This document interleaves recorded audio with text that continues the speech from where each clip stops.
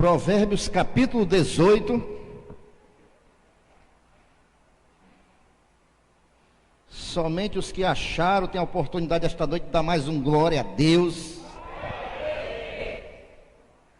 Vamos ler somente um versículo, versículo 24. Amém? O homem que tem muitos amigos pode congratular-se, mas há amigos mais chegados do que um irmão. Amém? Eu estou falando esse versículo para os meus amados irmãos. Na realidade, a pregação não vai ser centrada nesse tema de amizade. Mas por que que eu estou recorrendo a este versículo? É porque nesta noite, meus irmãos, eu quero me colocar aqui como um verdadeiro amigo de vocês. E o amigo é aquele que quer ver o bem do seu irmão, do seu amigo, o melhor para o seu amigo. E esta noite é isso que eu quero para os meus amados irmãos. A palavra de Deus também diz em João 8:32 que conhecereis a verdade e a verdade vos libertará. Porque a verdade, ela liberta as nossas vidas em todos os sentidos.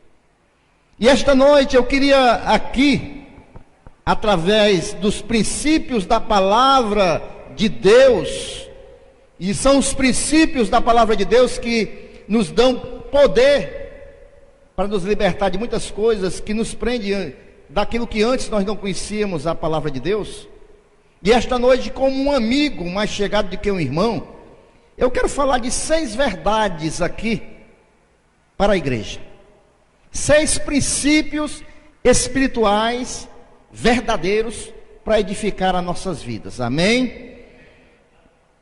Se você veio aqui esta noite para ser edificado e compreender essas verdades, você vai sair daqui esta noite edificado e compreendendo essas 6 verdades para a sua vida.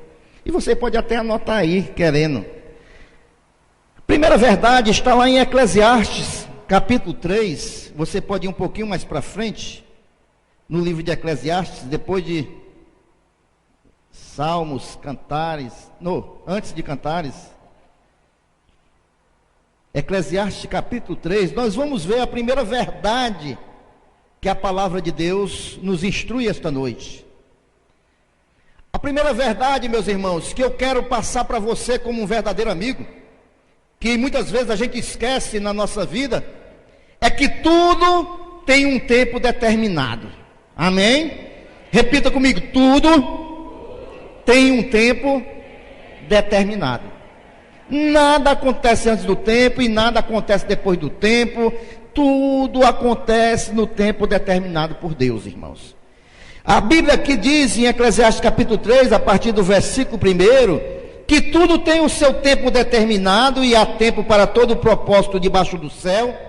Há tempo de nascer e tempo de morrer, tempo de plantar e tempo de arrancar o que se plantou, tempo de matar e tempo de curar, tempo de derribar e tempo de edificar, tempo de chorar e tempo de rir, tempo de prantear e tempo de saltar. Versículo 5, tempo de espalhar pedras e tempo de ajuntar pedras, tempo de abraçar e tempo de afastar-se de abraçar, tempo de buscar e tempo de perder, tempo de guardar e tempo de deitar fora, tempo de rasgar e tempo de coser ou costurar, né? Tempo de estar calado e tempo de falar. Tem tempo de amar e tempo de aborrecer, tempo de guerra e tempo de paz. Amém? Então, para tudo na vida tem tempo, queridos. Tudo na vida só acontece na hora certa. A Bíblia gosta muito de nos falar com relação ao tempo, dando a ilustração do agricultor. Porque na realidade o agricultor é o maior exemplo de que nós devemos observar que tem o tempo dele plantar, mas ele não colhe de imediato. Ele aguarda, porque tem o tempo certo de colher.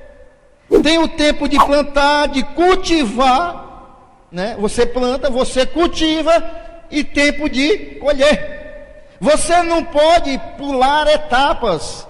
Você não pode ir direto para a parte do colher.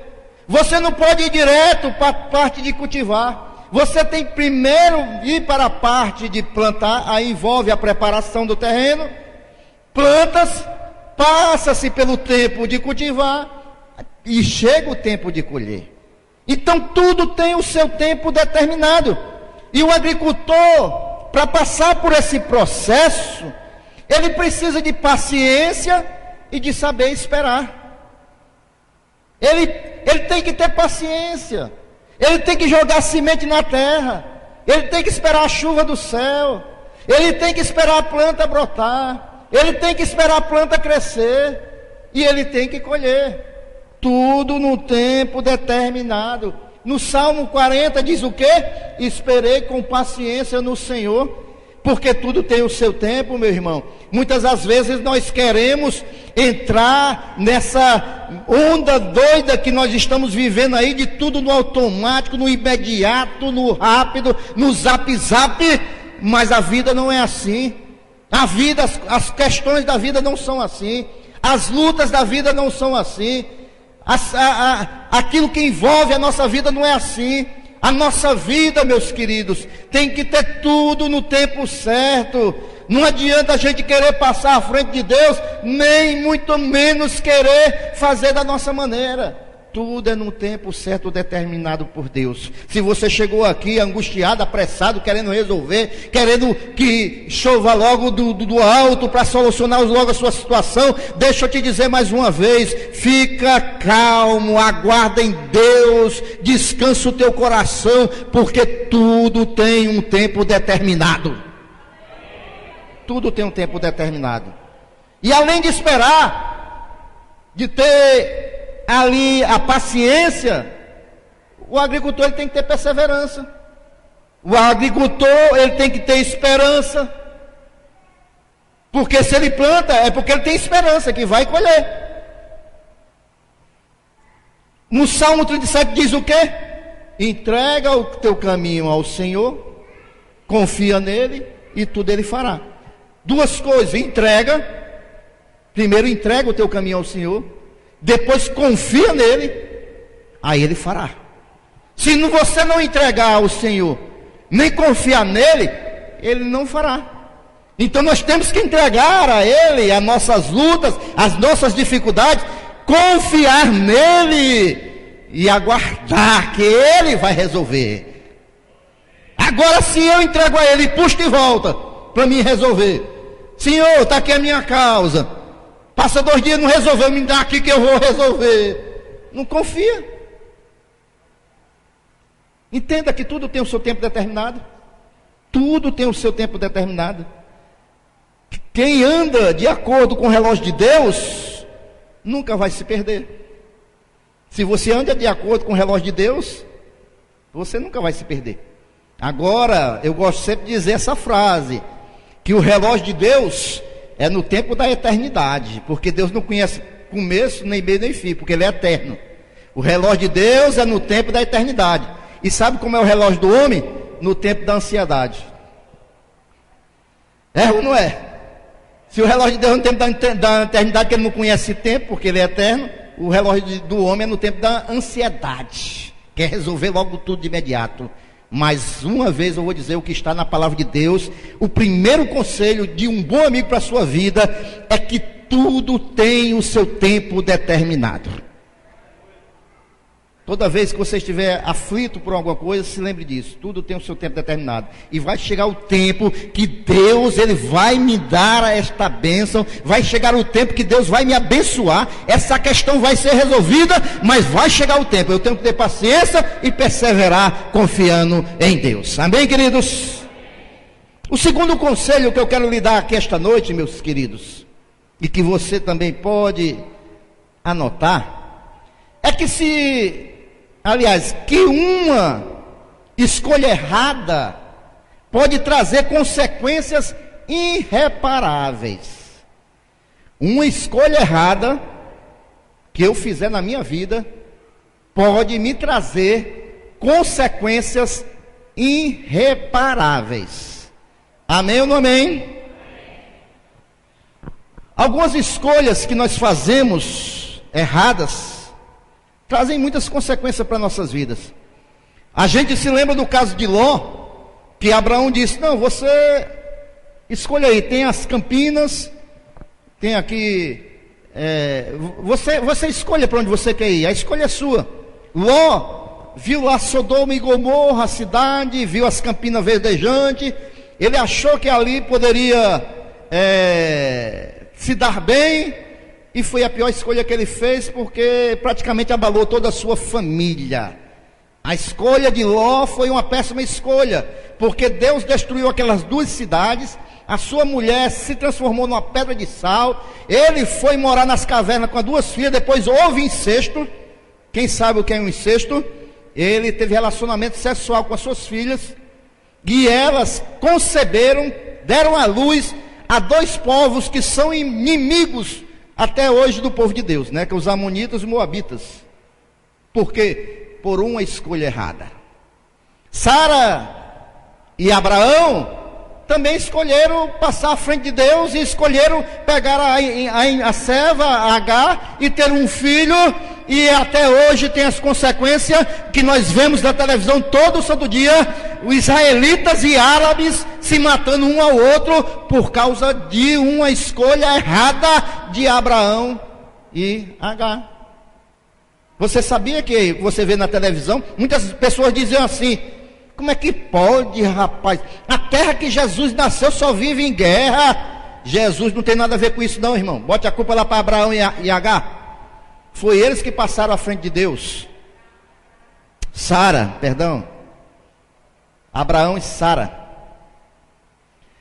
Como assim, pastor? Porque Deus tinha uma promessa para eles dois, que ia dar um filho, mas eles estavam velhos, não confiaram mais em Deus. E disse: não, vamos pegar a serva, Abraão, você se deita com a serva, e o filho que ela conceber é nosso, nós vamos criar. Mas ele fez, a serva concebeu, mas depois a promessa se cumpriu na vida de Sara, e ela engravidou. E se tinha uma promessa de Deus para fazer uma grande nação de um filho de Abraão, agora tinha dois. Tinha dois, Ismael e Isaque.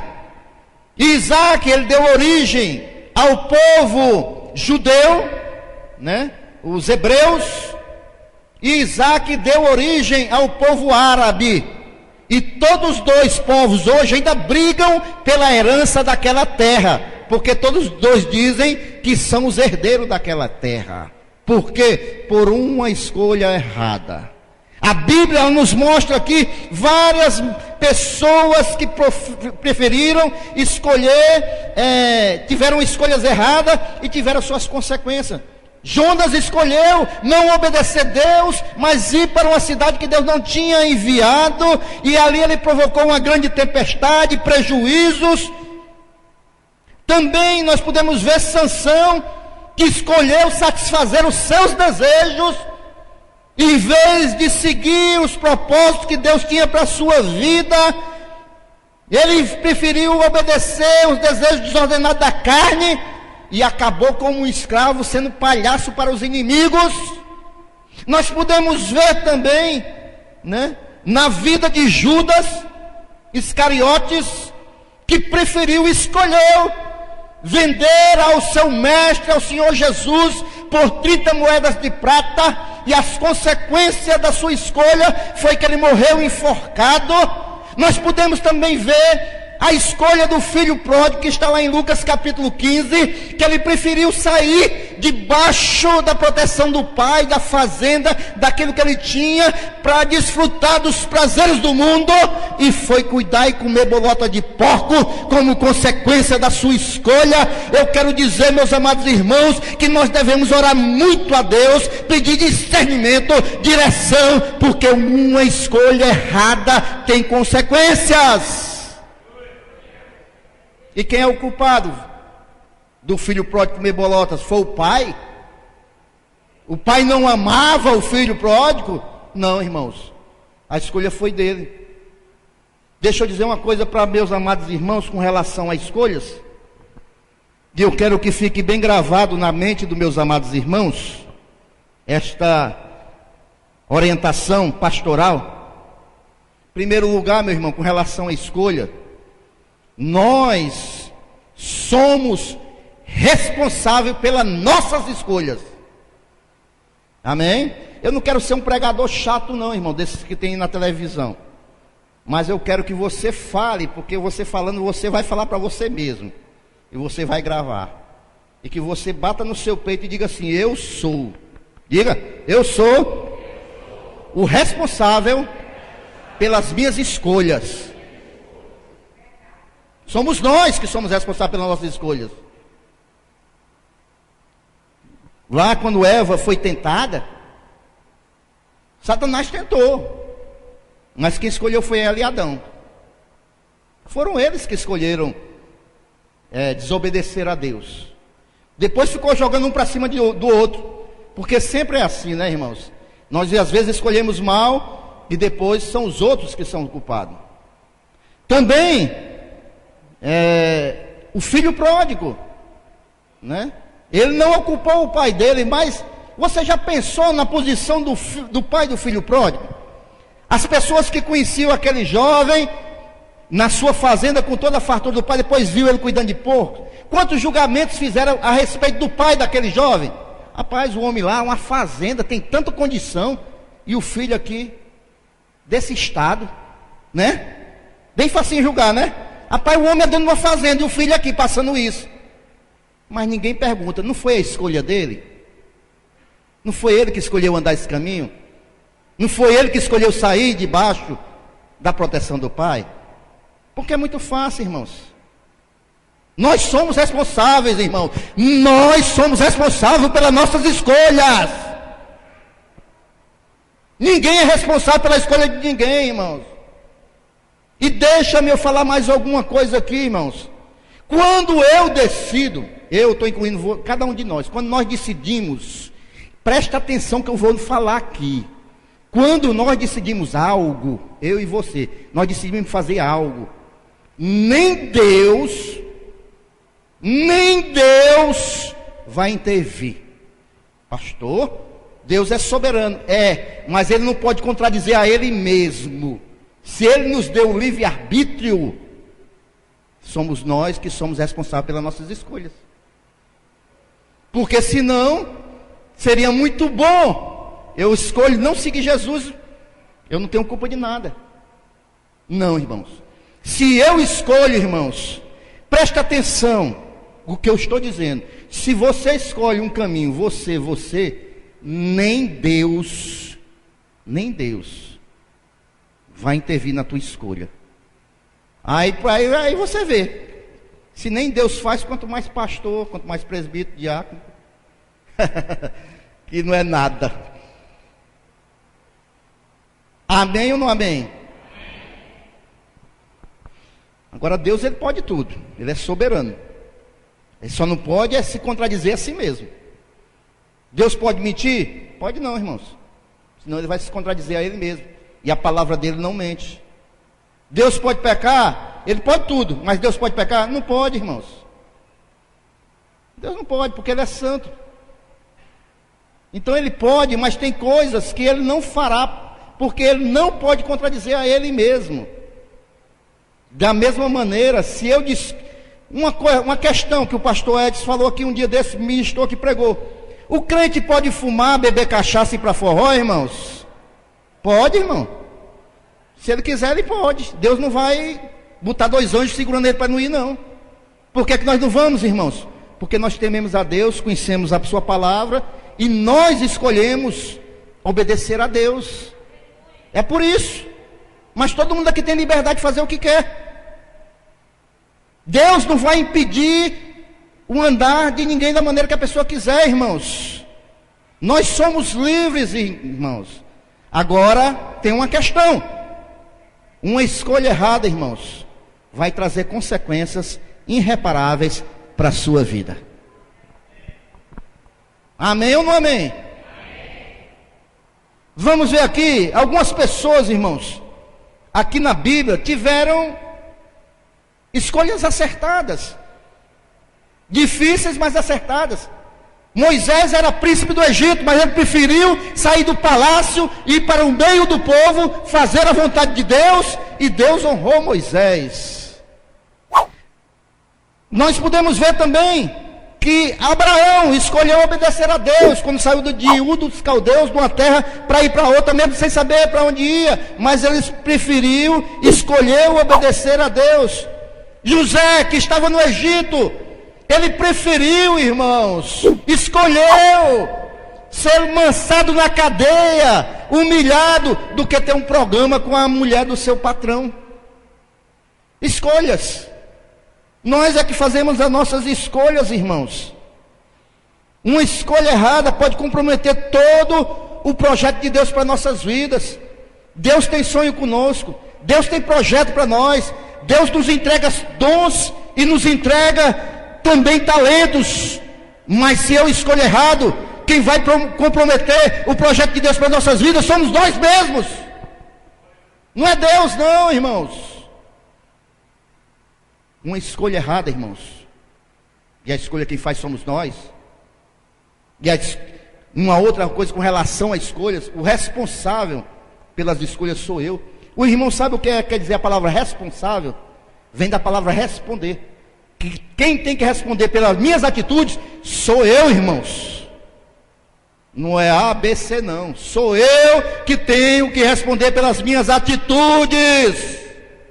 Nós estamos vivendo uma época da pós-modernidade, que se prega aí, que o ser humano é livre para fazer tudo o que quiser, porque não tem valor, não tem verdade absoluta. Então, nós somos livres, nós podemos fazer o que nós quisermos, é isso que se prega aí, e muitas crentes estão indo nessa balela, e estão querendo fazer tudo que podem, não querem dar satisfação a ninguém, mas as escolhas somos nossas, e as consequências são nossas também.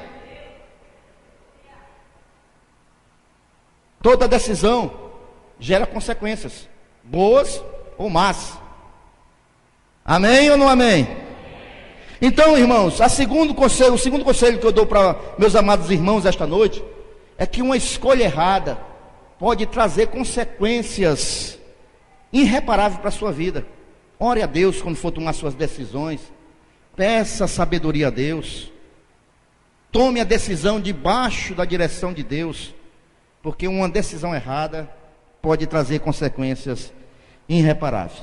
Terceiro, meu Deus, já? Terceiro conselho que eu quero dar para meus amados irmãos esta noite. Amém? Preste bem atenção. Muitas oportunidades, elas são únicas em nossas vidas. Perdeu aquela oportunidade, pronto, irmãos. São únicas. Alguém já soube aí de alguma história de alguém que perdeu alguma grande oportunidade na vida? Eu creio que todo mundo já viu história aí, né? Um dia desse passou aí no Globo Repórter, parece, daquele pessoal que tinha ganhado na loteria, e foram ver a vida deles lá agora como é que estavam. Perderam a oportunidade, irmãos. Sabe quando é que ele vai ganhar outra vez na loteria? Só Deus sabe. Perderam tudo. O camarada comprou fazenda, comprou não sei o que, foi lá ver agora, não tinha mais nada. Um dia desse eu assisti um documentário sobre os barões do café, quando na Bahia o auge do cacau, tinha aqueles fazendeiros ricos, milionários, e foram entrevistar um desses, como é que estavam hoje. O camarada, sabe o que ele fazia quando estava no auge da riqueza? Ele fretava um avião da Bahia, ia para o Rio de Janeiro fazer a barba de tarde, fazia a barba no Rio de Janeiro, bebia algumas coisas por ali, jantava e voltava para a Bahia. Sabe como é que está a vida dele hoje em dia? Morando num casebre que a fechadura da sua porta é um arame. Oportunidades na vida são únicas, irmãos. Ou nós aproveitamos ou não aproveitamos. Muitas vezes, aquelas que são perdidas, né? Elas não voltam mais. Quando se tem convicção da vontade de Deus nas oportunidades que surgem, quando se tem a convicção da vontade de Deus nas oportunidades que surgem, porque tem que estar na vontade de Deus, porque aparece muita oportunidade, mas não é a vontade de Deus. Quando se tem a convicção da vontade de Deus nas oportunidades que surgem, não se brinca, meus irmãos. Não se brinca com as oportunidades de Deus. Amém? Porque tem pessoas que brincam com as oportunidades de Deus.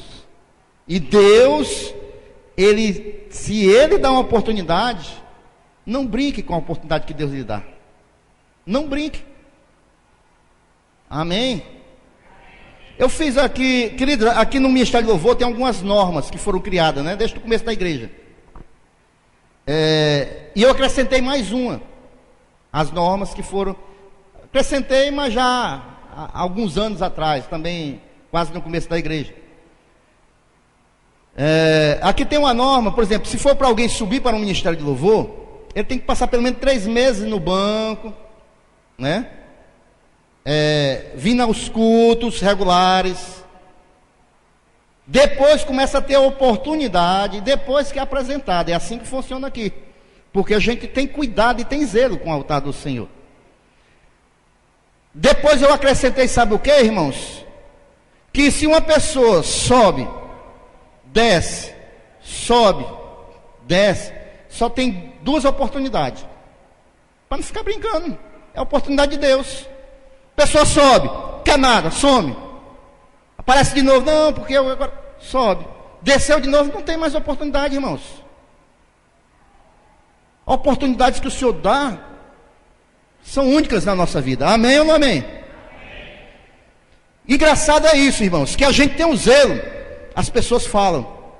Se a gente não tivesse o zelo, as pessoas falavam, né? A gente tem um zelo, as pessoas falam, cheio de frescura, cheio de besteira. Aí se a gente bota a pessoa, pastor, bota todo mundo lá em cima de qualquer jeito. É ou não é? Vai entender? Né? Se a gente moraliza o negócio, as pessoas falam. Sobe, se a gente dá uma oportunidade, sobe de qualquer jeito. Então, queridos, as oportunidades, elas são únicas nas nossas vidas. Você quer ver aqui pessoas que souberam agarrar as oportunidades do Senhor Jesus? Jesus ia passando em Jericó, havia um cego de nascença, nunca tinha visto, enxergado, mas ele já tinha ouvido falar de Jesus. E quando ele escuta que é Jesus que está passando, ele vê uma multidão seguindo Jesus, e a multidão gritando, e ele pergunta quem é que vai passando, é Jesus. Naquela mesma hora, ele diz, Jesus, Jesus, Jesus, tem compaixão de mim, ó filho de Davi. E ali Jesus se volta para ele, e ele não deixa passar a oportunidade, e ele é curado da sua cegueira, porque ele não deixou passar a oportunidade de Deus na vida dele. Se Deus tem aberto uma porta para você, se Deus tem dado a oportunidade para você, não desperdice, se agarre com a oportunidade que Deus tem te dado na tua vida. Jacó estava no meio do deserto, e ele teve uma visão de anjos subindo e anjos descendo, e de repente aparece um anjo, e ele se agarra com aquele anjo, e ele diz, tu não vai sair daqui se tu não me der a minha bênção hoje. O anjo vai e fere a coxa de Jacó, mas Jacó se agarra com o anjo, e o anjo o abençoa, porque eu não vou deixar essa oportunidade passar. Não deixa a oportunidade de Deus passar na tua vida, meus irmãos. Quer ver? Rebeca, ela decidiu se casar com Isaac, não teve conversa, e também foi tremendamente abençoada. Muitas pessoas não têm sucesso em muitas áreas da vida, sabe por quê, irmãos? Porque não levam a sério as oportunidades que Deus dá. Levar a sério. Eu não estou falando porque hoje, irmãos, para se dizer que faz a obra de Deus é fácil. Eu estou falando em levar a sério as oportunidades que Deus dá. Vamos em frente. Quarto conselho que eu quero lhe dar esta noite. Anote aí. A lei da semeadura, ela é infalível. A lei da semeadura, ela não falha. Que lei é essa, pastor? é aquela que o que você planta, você colhe. Plantar, você é opcional, você pode plantar ou não plantar, mas se você plantar, você tem que colher. Isso aí, irmão, não se discute. Ela é infalível. Se você não está gostando, presta atenção no que eu estou falando, irmão. Olhe para mim.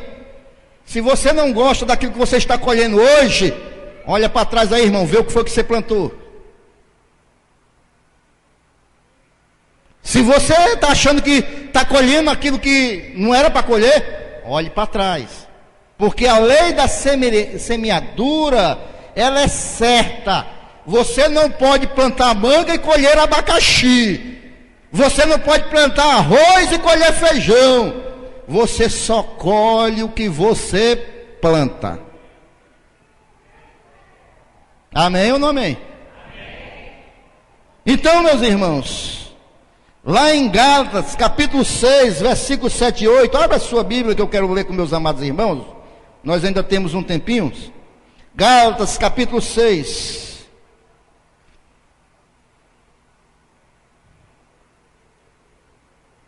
Versículos 7 e 8.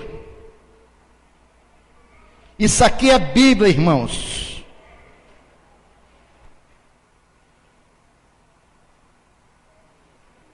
Não, somente o 7 e o 8. 7 e 8. Isso aqui é Bíblia, irmãos. Isso aqui é a palavra de Deus. Isso aqui é instrução para nossas vidas. Isso aqui, irmão, é instrução para crescimento, irmãos. Isso aqui é saúde para os ossos do crente, irmãos. Amém? Versículo 6. Versículo 7, perdão. Não erreis, não tome decisão errada. Deus não se deixa escarnecer.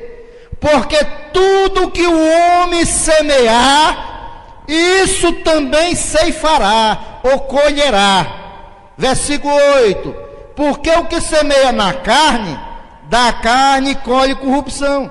Mas o que semeia no Espírito, do Espírito colhe a vida eterna, irmãos. Onde é que você tem semeado, querido? O que você tem semeado? Se você tem semeado no Espírito, fica firme, porque no tempo determinado pelo Senhor, você vai colher, você vai colher, você vai colher. A lei da semeadura, ela é infalível. Ela não falha, irmãos. Você lembra daquela história do carpinteiro que ia se aposentar? Quem se lembra dessa história aí que eu já contei aqui uma vez? Camarada ia se aposentar. E o chefe dele disse: não, vou fazer uma surpresa para ele. Esse camarada trabalhou tantos anos na nossa empresa. Eu vou fazer o seguinte: a última casa que está sendo construída, eu vou mandar ele dar os acabamentos final, porque aí eu vou dar de presente a casa para ele. Né? Aí o camarada vai lá e diz: não, já estou me aposentando mesmo. Já estou quase encerrando mesmo. Eu faço essa casa de qualquer jeito, é a última mesmo. Aí pegou o material velho de terceira, botou prego velho enferrujado, fez a casa uma porcaria. Aí o patrão dele chega e diz: vem cá, rapaz, vai se aposentar, eu quero lhe dar um presente. O que é? A última casa que você construiu é sua. E ele olhou: essa porcaria é minha. Plantou, tem que colher, irmão. Né? O que ele fez, ele recebeu. A lei da semeadura, ela é infalível. Quinto conselho, presta atenção. Não basta estar na igreja, irmãos, é preciso ser igreja. Estar na igreja é uma coisa, ser igreja é outra. Você sabia que a igreja não é as paredes, são as lâmpadas. A igreja é cada um de nós. Nós somos o corpo de Cristo, cada um. Amém? Estar na igreja é uma coisa, ser igreja é outra, totalmente diferente. Quem se lembra da parábola das virgens prudentes? Ali era a igreja. 10 estavam prudentes, 5 estavam lá.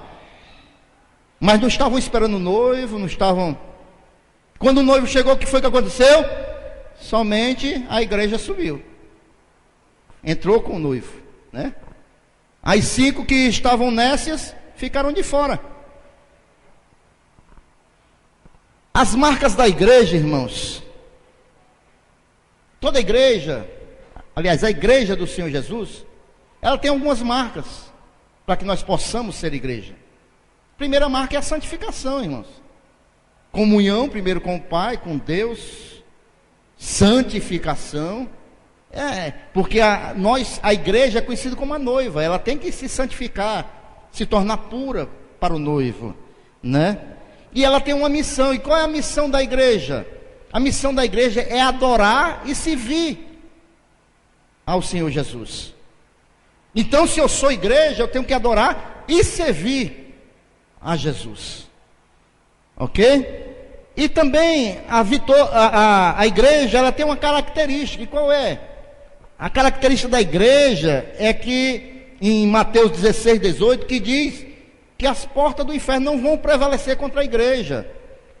Quando a gente vê esse versículo, geralmente a gente interpreta esse versículo errado, irmãos. A gente interpreta como se o inferno tivesse tentando nos sufocar e nós íamos prevalecer. Mas esse versículo a gente tem que ler ele na seguinte ótica: que as portas do inferno não vão prevalecer, é porque a igreja vai arrombar as portas do inferno e saquear, resgatar vidas, tirar vidas. Maior é o poder da igreja do que o poder do inferno. Maior é o poder delegado à igreja, porque a igreja, o cabeça é Cristo, e nós temos o poder de resgatar, ir lá no inferno e tirar as vidas que estão amarradas, presas, pelo poder do nome de Jesus. E se eu sou igreja, tem alguém que é igreja aqui esta noite? Você tem esse poder, meu irmão. As portas do inferno não vão prevalecer contra a igreja de Jesus. Se levante com autoridade, irmãos. Clame. Se você tem andado em santificação, se você tem andado de acordo com a vontade de Deus, se levante em autoridade. Não aceite a ofensa do inferno contra a tua vida e a tua casa, não. Quem já assistiu aquele filme Quarto de Guerra aqui? O que foi que a mulher fez quando o marido dela estava se envolvendo com outra mulher? Ela se levantou, ela fez um quarto lá de oração, e um dia ela se levantou na casa dela e disse: diabo, eu não aceito essa ciranda aqui na minha casa não, acabou! De hoje em diante vai acabar esse negócio, na autoridade do nome de Jesus. E acabou, irmãos. Acabou, porque ela tomou autoridade. As portas do inferno não vão prevalecer contra a igreja de Jesus. E se você é a igreja de Jesus, continue marchando, orando, clamando, e com a autoridade que o Senhor te concede, acaba com essa cilanda. E por último, irmãos, estou encerrando. Por último, vou fazer aqui uma recapitulação para que você se lembre desses 6 conselhos para a sua vida. Primeiro, irmãos, tudo tem o seu tempo determinado. Segundo, uma escolha errada pode trazer consequências irreparáveis. Terceiro, muitas oportunidades são únicas na nossa vida. Quarto, a lei da semeadura é infalível. Quinto, não basta estar na igreja, é preciso ser igreja. E 6, e por último, eu quero dizer para você essa verdade, que também é infalível. Deus, Ele jamais vai desistir de você. Jamais, irmãos. Jamais Deus vai desistir de você, de nós. Sabe por quê, irmãos? Porque nós fomos criados, cada um de nós, para louvor e a glória dEle. Abra sua Bíblia em Efésios capítulo 1. Já estou encerrando.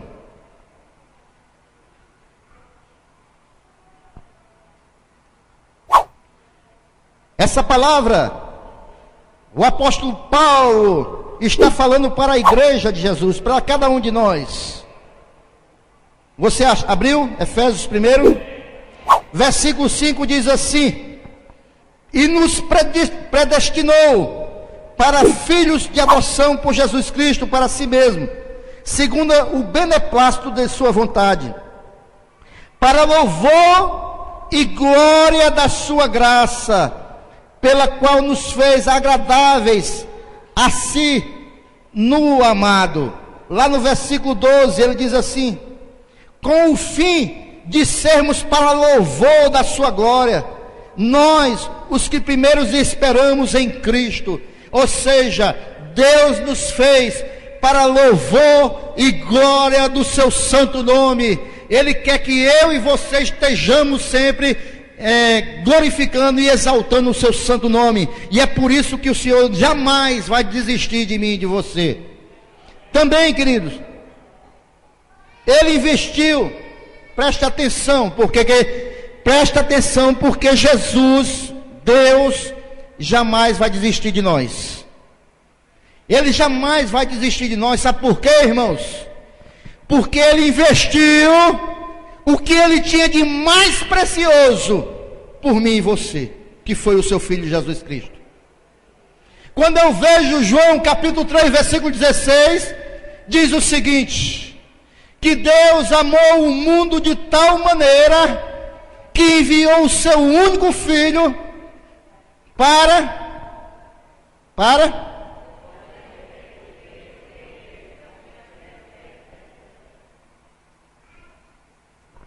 Ele investiu o que era de mais precioso por mim e por você. Ele deu Jesus por nós. E Ele jamais vai desistir de nós, irmãos. Se Ele deu o que era de mais precioso que Ele tinha, é porque eu e você somos preciosos aos olhos de Jesus. Ele não vai desistir de nós. Você não merece, mas precisa. Ele é o Deus de toda graça. Nós não merecemos, precisamos, é verdade. E Deus é o Deus de toda graça. O que é graça, irmãos? Favor imerecido. Nós não merecíamos, mas Deus nos amou a si mesmo. Lá no versículo de Efésios, capítulo 1, versículo 7, diz assim: no qual temos a redenção pelo seu sangue, ou seja, pelo sangue de Jesus, a remissão dos pecados, segundo a riqueza da sua graça. Foi pelo sangue de Jesus que nós alcançamos a redenção, ou seja, a graça do Senhor, a salvação, a libertação dos pecados. É pelo sangue do Cordeiro, porque Ele ama a mim e a você e não desiste de nós, irmãos. E assim diz o Senhor esta noite, como diz lá em Apocalipse capítulo 3, versículo 21: eis que estou à porta e bato. Se alguém abrir a porta, eu vou entrar e vou cear com ele, vou ter comunhão, porque essa é a vontade de Deus para nossas vidas, é cear conosco, é fazer comunhão conosco, porque Ele não desiste de nós. Não importa quão longe você esteja de Deus, não importa quão vazio você esteja de Deus esta noite, eu quero te dizer que o Senhor jamais vai desistir de você. Eu quero te dizer, irmãos, que jamais, por mais que você se sinta o pior dos pecadores, eu quero te dizer que esta noite, os olhos do Senhor estão sobre a tua vida, e Ele te contempla com amor, porque Ele jamais vai desistir de você. Amém? Esse Deus é digno de um louvor e de uma saudação e de um louvor a esta noite com palmas. Se levante glorificando a Ele.